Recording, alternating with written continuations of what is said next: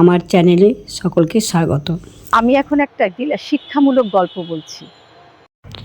এক বৃদ্ধা ছিল, মারা গেলেন এবং যমরাজকে মারা যাওয়ার পর জিজ্ঞাসা করলেন, আপনি কি আমাকে স্বর্গ নিয়ে যাবেন নাকি নরকে? না স্বর্গে না নরকে, তুমি এই জন্মে এত ভালো কর্ম করেছো যে আমি তোমাকে সোজা ঈশ্বরের কাছে নিয়ে যাব।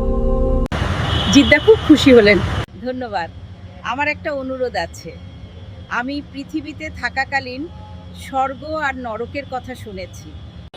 এবার আমার সুযোগ এসেছে, তাই চাই একবার এই দুই জায়গা নিজের চোখে দেখে নিতে।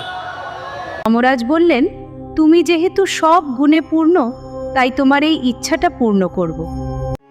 চলো আমরা স্বর্গ আর নরকের পথ দিয়ে হেঁটে ঈশ্বরের ধামে যাব।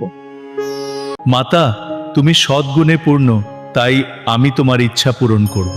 আপনার আশীর্বাদের জন্য ধন্যবাদ।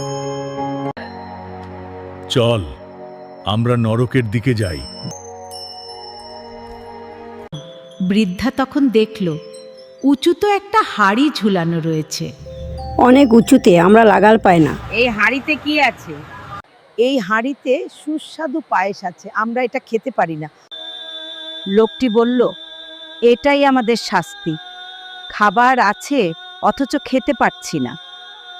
যমরাজ বলল, চলো চলো, এবারে আমরা স্বর্গে যাই। এ কি? স্বর্গেও হাঁড়ি ঝোলানো? বৃদ্ধা জিজ্ঞেস করলো, অতটা উঁচুতে হাঁড়ি, তোমরা কিভাবে খাবার খাও? আমি নরকেও দেখলাম, আবার স্বর্গ দেখছি। এতটা উঁচুতে খাবার টাঙানো। স্বর্গের লোকটি বলল, আমরা এইভাবে খাবার পাই। ওই যে দূরে জঙ্গল দেখতে পাচ্ছেন, আমরা ওই কাঠের যে লম্বা লম্বা ডান্ডাগুলো নিয়ে আসি, তাই দিয়ে আমরা হাঁড়িটাকে পাড়ি এবং তারপর আমরা সেবা করি। যমরাজ বলেন, দেখলে, স্বর্গ নরক ঈশ্বর সকলকে এক দিয়েছেন। একই অবস্থা, একই সম্পদ, পার্থক্য শুধু আমাদের কর্মের। নরকে মানুষ অলস পরিশ্রম করতে চায় না। ওরা শুধু কষ্ট না করে খাবার চাই।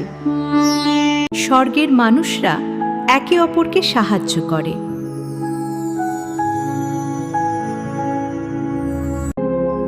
এই পৃথিবীর নিয়মও তাই, যে পরিশ্রম করে সে ফল পায়। স্বর্গ বা নরক কোনো নির্দিষ্ট জায়গা নয়, এটা নির্ভর করে আমাদের চিন্তা ও মনোভাবের উপর। কর্ম ভালো করুন, নিজে নিজেই স্বর্গ গড়ে তুলুন।